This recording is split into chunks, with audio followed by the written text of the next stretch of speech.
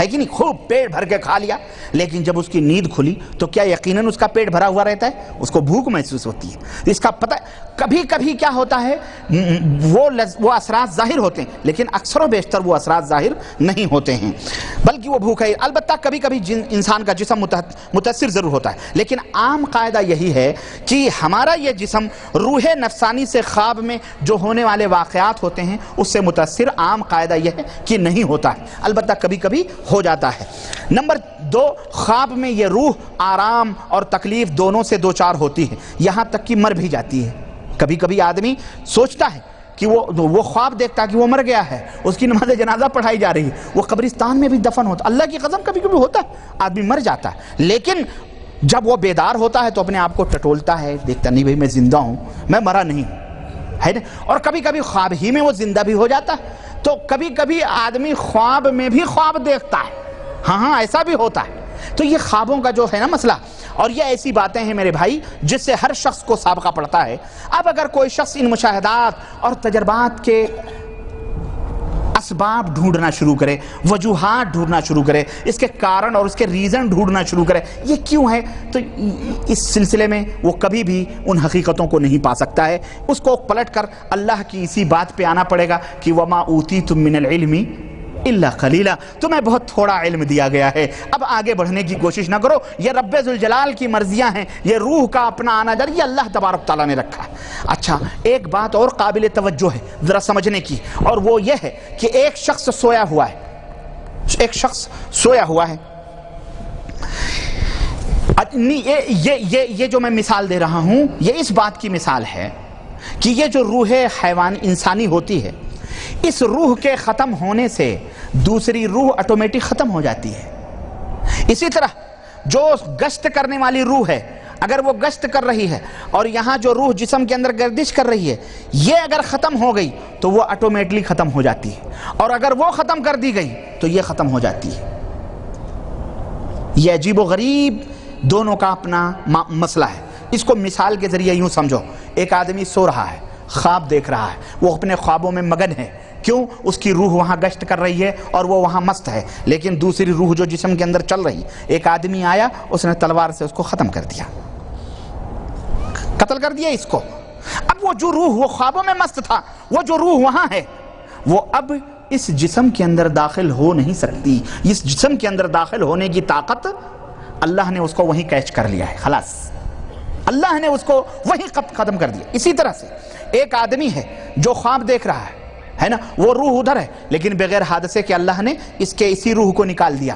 تو اب وہ روح یا اسی روح کو اللہ نے پکڑ لیا کہیں, اور یہ روح ہے, لیکن وہ روح جو گشت کر رہی ہے اللہ نے اس کو وہیں کیچ کر لیا, پکڑ لیا. یہ آٹومیٹک بغیر کسی حادثے کے یہ آدمی مر جائے گا, یہ آدمی ختم ہو جائے گا. اس کی دلیل کیا ہے؟ آپ سوچتے ہوں گے ربانی صاحب اس کی دلیل دو. آؤ میں تمہیں بتاتا ہوں. قرآن کریم بہت زبردست دلیل اللہ رب العزت نے دی ہے. اللہ یتوفی الانفس حین موتها والتي لم تمت في منامها فيمسك التي قضى عليها الموت ويرسل الاخرى الى اجل مسمى. اللہ وحدہ لا شریک نے فرمایا کہ اللہ تبارک و تعالی موت کے وقت, ذرا ترجمہ سنو, اللہ تعالی موت کے وقت کسی شخص کی روح کو قبض کر لیتا ہے. موت کے وقت یعنی سونے کے وقت, یہی سونے کا وہ مرحلہ جو ہے موت ہے. اللہ رب العزت اس موت کے وقت کسی کی روح کو قبض کر لیتا ہے, اور اس شخص کی روح کو بھی جو خواب میں ہے اور ابھی مرا نہیں ہے, اللہ اس کی بھی روح کو کبھی کبھی پکڑ لیتا ہے. پھر جن پر موت کا حکم فیصلہ ہو چکا ہوتا ہے اللہ ان کو روک رکھتا ہے اور باقی روحوں کو چھوڑ دیتا ہے تاکہ وہ اپنے جسموں کے اندر چلی جائیں اور وقت مقررہ تک چھٹی رہیں. وہ سمجھ آئی کہ نہیں آئی؟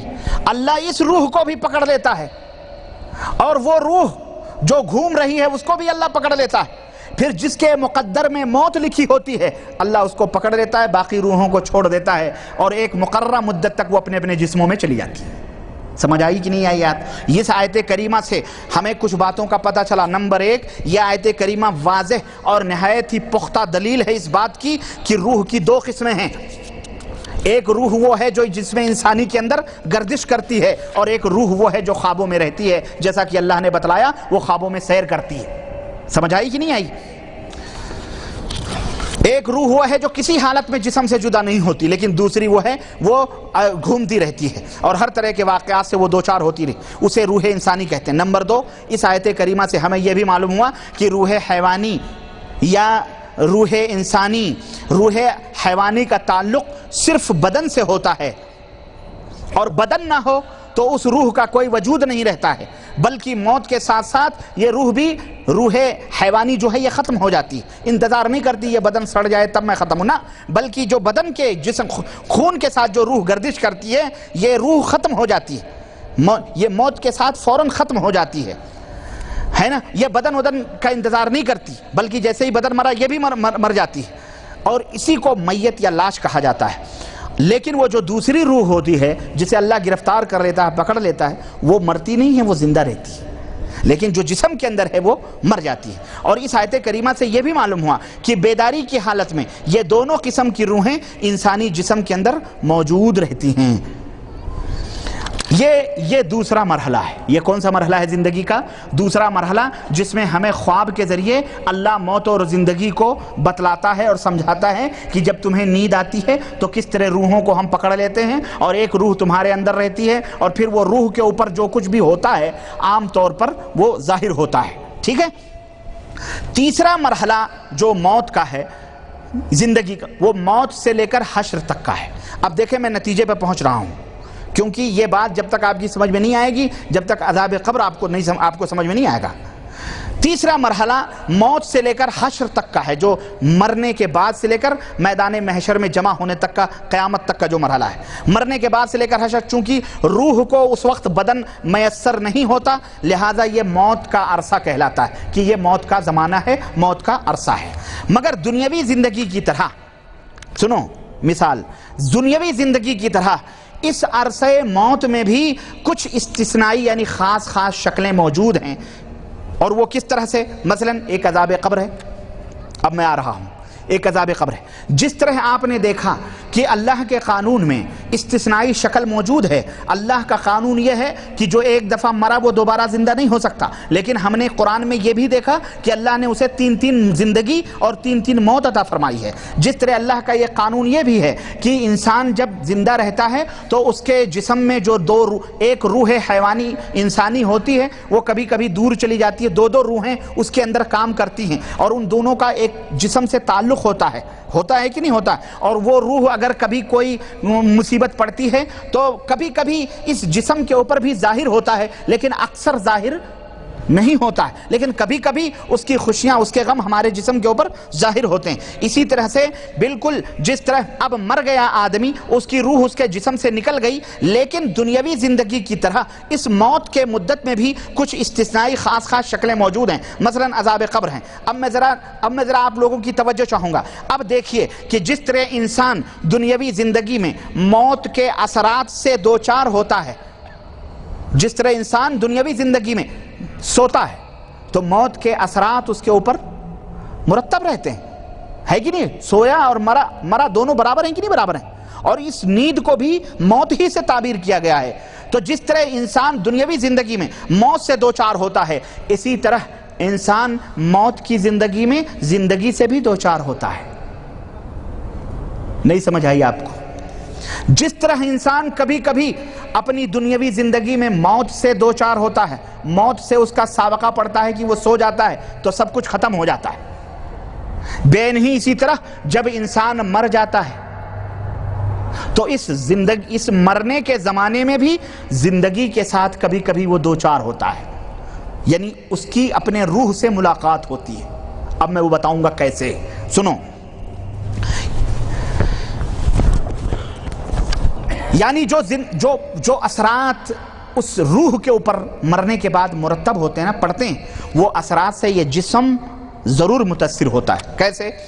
اس حقیقت کو علماء نے یوں بیان کیا ہے، بعض کہتے ہیں کہ روحیں علیین میں ہیں اور سجین میں ہوتی ہیں، مگر ان روحوں کا ہلکا سا تعلق قبر میں دفن کیے ہوئے مردے سے ہوتا ہے، یعنی ان روحوں کا عکس ان کی قبروں پر ہوتا ہے، بعض علماء یہ کہتے ہیں۔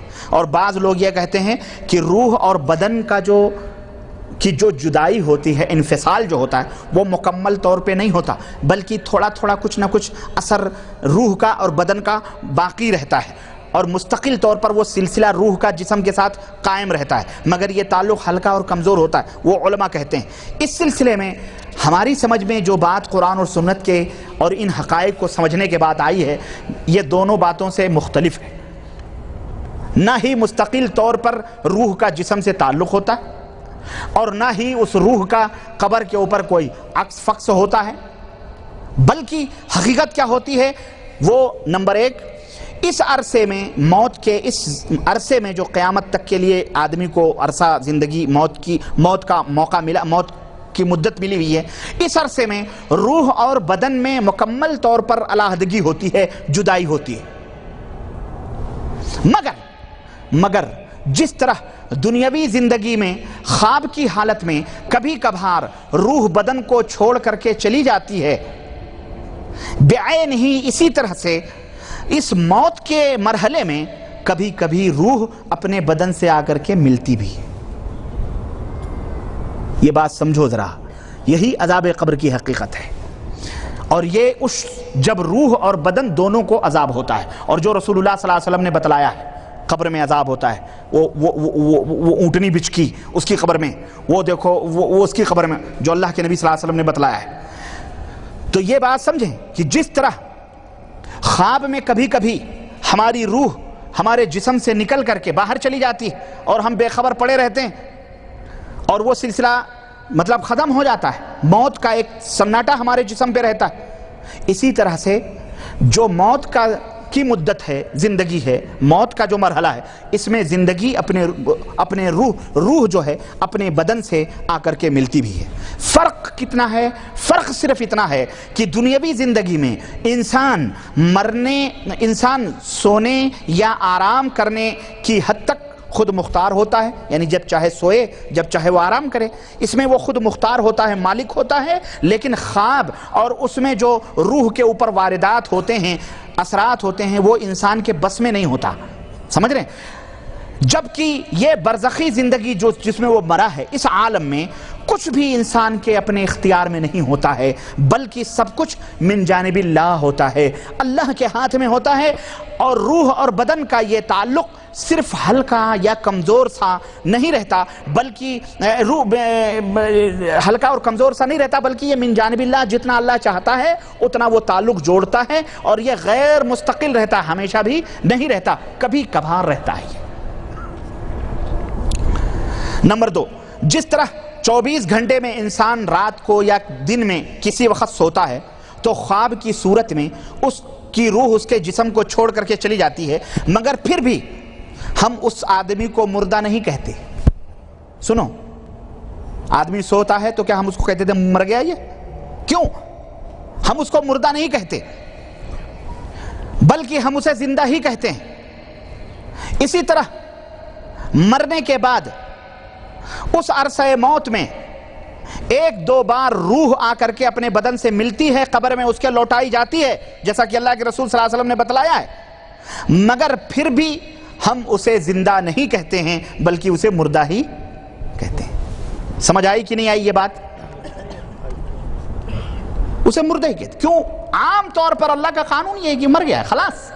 اب وہ کبھی کبھار استثنائی شکل وہ آگ آتی ہے، اللہ رب العزت کرتا ہے، تو وہ بن جانب اللہ ہوتا ہے، اس کو ہم زندہ نہیں کہیں گے، اس کو ہم مردہ ہی کہیں گے۔ نمبر 3، پھر جس طرح سے خواب کی حالت میں روح کے بدن کو چھوڑنے کے وقت بھی حقیقتاً زندگی کے آثار سونے والے پر غالب رہتے ہیں۔ وہ روح چلی گئی لیکن ایک آدمی سویا ہے تو زندگی کے جو آثار ہیں اس جسم کے اوپر غالب ہیں، یعنی موجود ہیں، اکثر یہی ہے کہ وہ زندہ ہے۔ اسی طرح سے اس عرصہ موت میں جب روح اپنے بدن سے آ کر کے ملتی ہے، ملاقات کرتی ہے، تو اس ملاقات کے دوران میں اس میت کے اوپر موت کا عرصہ غالب ہوتا ہے، موت کے آثار غالب ہوتے ہیں، زندگی کے آثار بڑے ہی کم رہتے ہیں۔ نمبر 4، اسی طرح جس طرح کی خواب میں روح دکھ اور سکھ اور رنج و الم، راحت اور خوشی سے دوچار ہوتی ہے، اور کبھی کبھی اس کے اثرات بدن پر ہمارے نمودار بھی ہوتے ہیں، اسی طرح اس مرنے والے آدمی کا جو موت کا جو عرصہ یا موت کی جو مدت ہے اس میں روح کو عذاب و ثواب ہوتا ہی ہے، تاہم اس ملاقات کے دوران اس کے اثرات اس کے جسم کے اوپر بھی قبر کے اندر بھی ظاہر ہوتے ہیں، اس کے اوپر وارد ہوتے ہیں۔ سمجھ آئی کہ نہیں آئی؟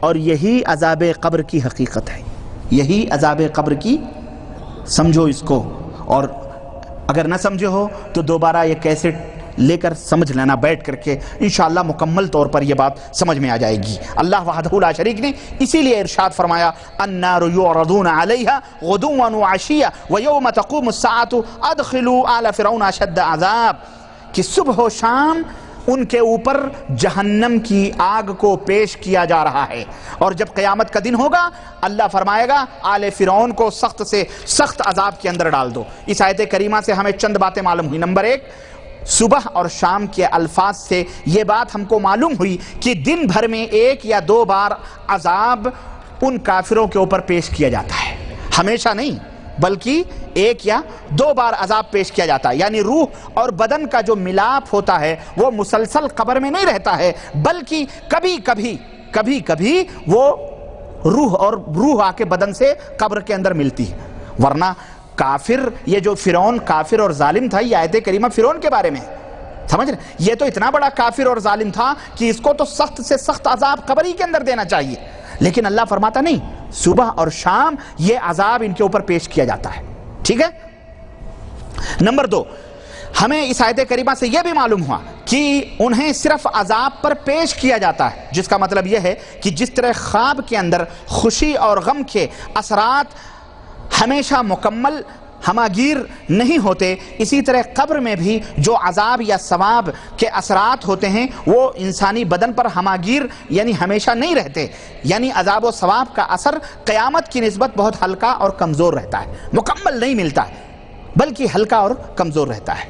نمبر تین، ہمیں اچھی طرح سے یہ بات ہوئی کہ قیامت کے دن ان لوگوں کو حقیقت میں آتش جہنم میں داخل کر دیا جائے گا، ہے نا، جن کے اوپر یہ جہنم کی آگ پیش کی جا رہی تھی، کیونکہ یہ زندگی کا عرصہ ہوگا اور یہ وہ زندگی ہوگی جس میں روح اور بدن دونوں ملیں گے، تو اب وہ مکمل طور پر وہ جہنم کی سختیوں میں ڈال دیے جائیں گے، اور ان کا تعلق مسلسل اور مستقل، چونکہ روح اب جسم میں قیامت کے دن قائم ہو گئی، اس لیے وہ ہمیشہ اس کے اندر رہیں گے اور عذاب و ثواب اسی حساب سے ان کو دیا جائے گا۔ حضرات، یہاں ایک شبہ یہ پیدا ہو سکتا ہے کہ مردہ کچھ عرصے کے بعد مٹی ہو جاتا ہے، یا وہ کیڑے مکوڑے بن جاتا ہے، یا ہڈیاں سڑ گل کر کے مٹیوں میں مل جاتی ہیں، ہے نا، بعض اوقات تو قبروں کے نشانات بھی مٹ جاتے ہیں۔ تو اب سوال یہ پیدا ہوتا ہے کہ روح کا یہ جو ملاپ ہم بتلا رہے ہیں کہ قبر کے ساتھ کبھی کبھی رہتا ہے، جس طرح زندگی میں روح کبھی کبھی الگ ہو جاتی ہے، اسی طرح مرنے کے بعد کبھی کبھی روح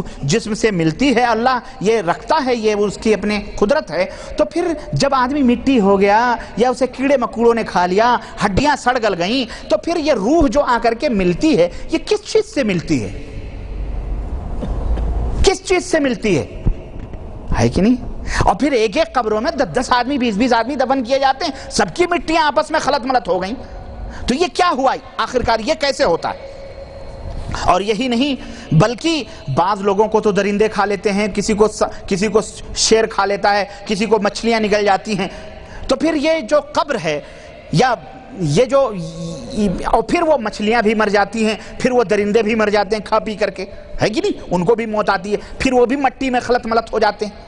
تو پھر سوال یہ پیدا ہوتا ہے کہ یہ روح کس سے ملتی ہے، کن جسم کے کس حصے سے آ کر کے ملتی ہے کہ نہیں ہے؟ ایک طرح کا شبہ ہے یہ۔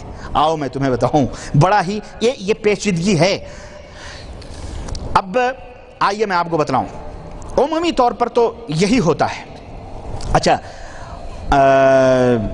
جب ہم یہ سوچتے ہیں تو ہمارے دماغ میں عجیب و غریب پیچیدگیاں پیدا ہو جاتی ہیں، اور آخر میں یہی نتیجہ نکلتا ہے کہ انسان کی لاش مٹی میں مل کر مٹی کے ذرات ہی کے اندر جب وہ تبدیل ہو جاتی ہے، اور عمومی طور پر یہی ہوتا ہے۔ لیکن ایک بات میں آپ کو بتاؤں کہ عام طور پر تو یہی ہوتا ہے کہ مٹی میں ہمارے جسم سب کچھ مل جاتے ہیں، لیکن اس کے اندر بھی کچھ استثنائی شکل ہے۔ انبیاء علیہ السلام کے جو جسم ہیں، انبیاء علیہ السلام کے جو بدن ہیں، اللہ کے رسول صلی اللہ علیہ وسلم فرماتے ہیں کہ اللہ نے زمین پر یہ حرام قرار دیا ہے کہ وہ انبیاء علیہ السلام کے جسم کو کھائے، اس لیے انبیاء علیہ السلام اس کیٹیگری سے باہر ہے، ٹھیک ہے؟ یہ استثنائی شکل. عام طور پر تو یہی ہم نے دیکھا کہ انسان کا جسم مٹی بن جاتا ہے خلاص، لیکن نبی اس سے الگ ہے. ایک تو یہ تو یعنی ان کا جسم یہ مٹی نہیں ہوتا ہے. تو اس سے ہمیں یہ ایک بات یہ معلوم ہوئی کہ لاش جو میت ہوتی ہے اس کی دو شکلیں ہوتی ہیں. ایک تو اس کی ابتدائی صورت ہوتی ہے، ابتدائی صورت یعنی وہ میت، وہ لاش تر و تازہ ہوتی ہے، اور قبر بھی تر و تازہ ہوتی ہے، اور قبر کے اندر اس کو دفن کر دیا جاتا ہے. پھر قبر کے نشانات بھی بعض لوگوں کے قائم و دائم رہتے ہیں. ایسی حالت میں اللہ وحدہ لا شریک نے، آپ لوگ اکتا تو نہیں رہے بھائی؟ ہاں بس میں نتیجے پر پہنچ رہا ہوں، بالکل آخری، ہاں آخری مرحلے میں پہنچ رہا ہوں کہ میں نے ابھی بتلایا کہ وہ نبیوں کا جسم اس سے الگ ہوتا ہے، اور انسانوں کا جسم دو طرح کا ہوتا ہے. ایک تو تر و تازہ لاش ہوتی ہے، قبر اس کی ظاہر رہتی ہے. تو اللہ تبارک و تعالیٰ نے جو قبریں ظاہر ہیں یا جو لاش تر و تازہ ہے یا جو قبریں ہیں، ان کے لیے اللہ رب العزت نے قبر کا لفظ استعمال فرمایا ہے.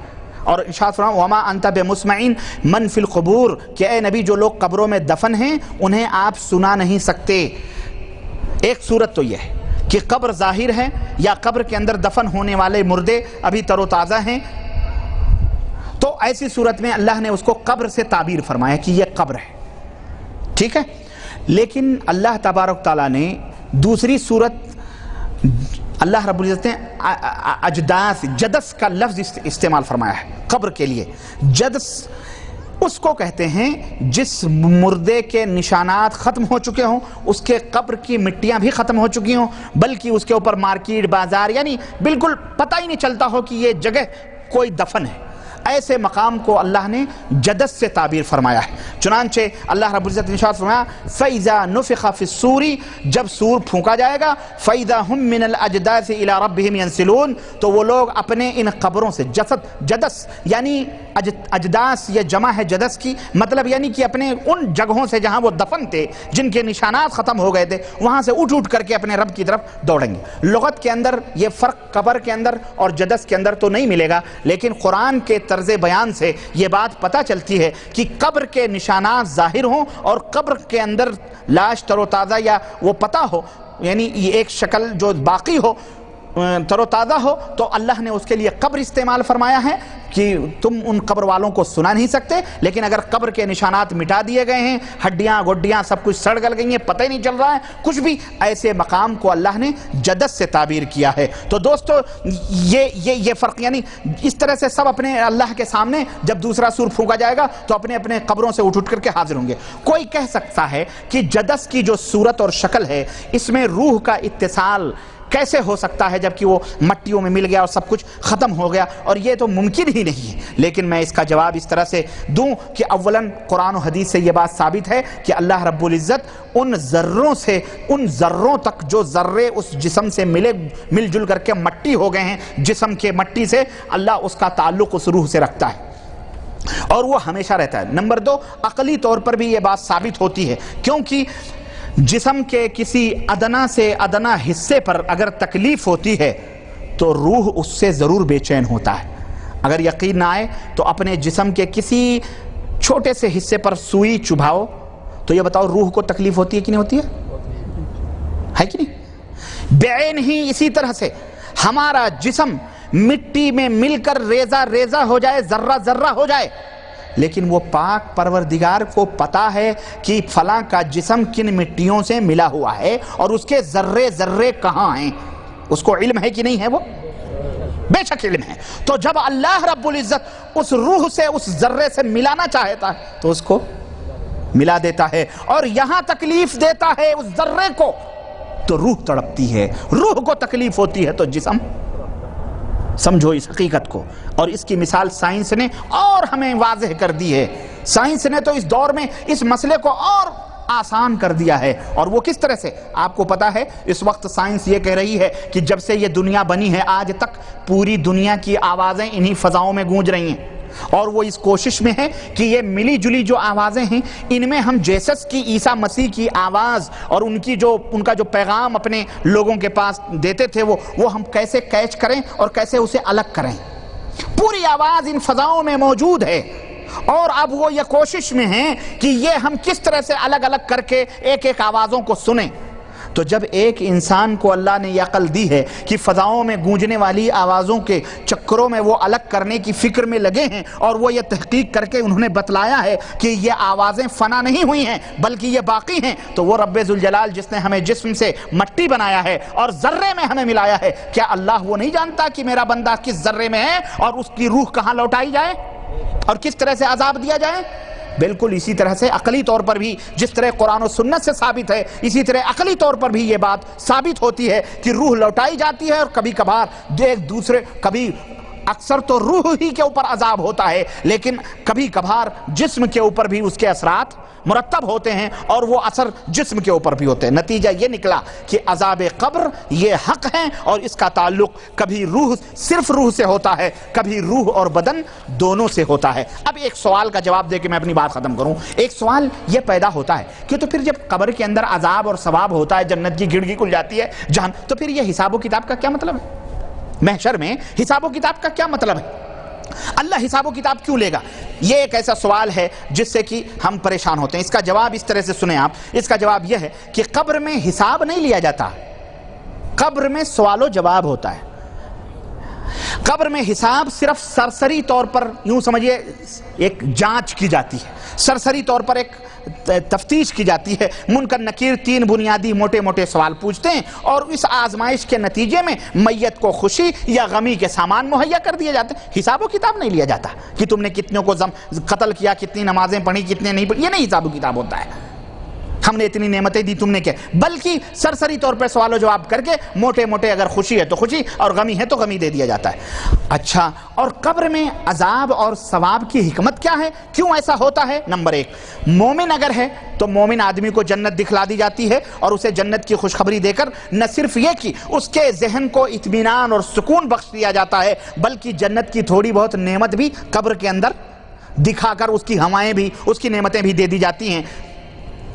اور ان نعمتوں کی نسبت اتنی ہوتی ہے جتنی اس عرصے موت کو زندگی سے ہوتی. بس سمجھ رہے ہیں؟ جتنی زندگی اسے اتنی ہی جتنی اس موت کے مدت میں اسے زندگی ملی ہے اتنی ہی وہ نعمت اس کو ملتی ہے. اسی طرح نمبر 2، اگر وہ کافر ہوتا ہے تو ان کافروں کو جنت دکھلائی جاتی ہے. جنت ان کافروں کو دکھلائی جاتی ہے. کہتے ہیں ہاں یہ تو بہت اچھی جنت، لیکن دکھلا کے پھر جہنم دکھلایا جاتا ہے کہ دیکھو یہ جنت تمہارا منہ پھیر کے جہنم کی طرف کر دیا گیا ہے نا، تاکہ ان کو حسرت اور مزید یاس اور نا امیدی ہو جائے اور ان کو تکلیف ہو، ان کو یہی عذاب ہو، اور پھر جنت کی تھوڑی بہت کھڑکیاں کھول کر ان کو مسلسل انہی عذابوں میں رکھا جاتا ہے. نمبر 3، اب باقی بچے گنہگار مسلمان ہیں لیکن گنہگار ہیں، ہے کہ نہیں؟ ان کے ساتھ کیا ہوتا ہے؟ ان گنہگار مسلمانوں کو عذاب دیا جاتا ہے. قبر کے اندر بھی ان کے لیے عذاب دیا جاتا ہے. کیوں؟ تاکہ یہ عذاب ان کے گناہوں کا کفارہ بن جائیں اور وہ اب جب قیامت قائم ہوگی اس وقت جنت میں جانے کے قابل ہو جائیں. اللہ اکبر. قبر میں ان کو اس لیے عذاب دیا جاتا ہے ان گنہگار مسلمانوں کو تاکہ وہ جنت میں جانے کے قابل ہو جائیں. اب اگر کچھ گناہ باقی بھی رہتے ہیں تو اللہ چاہے تو معاف فرما دے اور نہیں تو تھوڑی دیر جہنم میں ڈال کر اور وہ عذاب دے کر پھر اسے جنت میں اللہ تبارک تعالیٰ داخل فرما لے. تو اس حد تک اللہ تعالیٰ جب میدان محشر میں قیامت کے دن اس کے عذاب تخفیف کر دے گا، جو اس نے سزا بھگتی ہے اس کے بدلے اللہ تعالیٰ یا تو چاہے گا تو معاف کر دے گا. اگر وہ کاٹتے اس کا عذاب ختم ہو گیا ہوگا تو پھر اللہ تعالیٰ جنت میدان محشر میں کہے گا چلا جا، تو قبر میں تو اپنا حصہ لے لیا، اب اتنا عذاب تجھے مل گیا، چلا جا تو جنت میں. ایسا بھی ہو سکتا ہے کہ نہیں؟ تو یہ عذاب جو حساب و کتاب سے پہلے جو قبر میں ہوتے ہیں اس کا یہی فلسفہ ہے. اور جہاں تک حساب کا تعلق ہے تو یہ معاملہ آزمائش سے سخت ہے اور شدید ہے، کیونکہ حساب اللہ خود لے گا، اپنے سامنے کھڑا کرے گا اور پھر میزان اور ترازو متعین کیے جائیں گے اور پھر اس کے اوپر تمہارے اعمال نامے تولے جائیں گے اور پھر اس کے بعد میدان محشر میں یہ چوتھا مرحلہ آئے گا کہ اللہ تبارک تعالیٰ اس جسم کو روح عطا فرمائے گا، اس روح کو جسم عطا فرمائے گا اور پھر اخروی زندگی ہوگی اور پھر حساب و کتاب کے بعد میں جو جنت میں جو جہنم میں. اور یہ حساب و کتاب بھی کوئی زیادہ وہ نہیں ہوگا بلکہ اکثر تو سرسری ہوگا. اللہ پوچھے گا جاؤ, اللہ پوچھے گا جاؤ, اس کی رحمت سب کے ساتھ ہوگی. اللہ کے نبی فرماتے ہیں کہ اگر اللہ کی رحمت کسی کو نہ گھیرے ہو تو وہ جنت میں نہیں جا سکتا. کسی نے پوچھا اللہ کے نبی کیا آپ کو بھی اللہ کی رحمت کی ضرورت ہے؟ کہنے لگے ہاں, اگر مجھے بھی اللہ اپنی رحمت میں نہ ڈھانپ لے تو میں جنت میں نہیں جاؤں گا. اللہ اکبر. تو یہ اللہ کی رحمت ہوگی. اللہ سرسری طور پر اکثر ہو, اور اسی کو حساباً یسیرا, آسان حساب سے اللہ اور اس کے رسول نے تعبیر فرمایا ہے. لیکن اگر کسی سے اللہ نے گرفت کر لی اور اسے پوچھ گچھ کر لی تو پھر اس کا بیڑا غرق ہے, یوں سمجھو وہ برباد. تو میرے عزیز, یہ عذاب قبر کی حقیقت تھی جو روح اور روح کے تعلق سے خواب اور دیگر عقلی اور نقلی اور قرآن اور سنت سے ثابت کر کے میں نے آپ کے سامنے رکھا.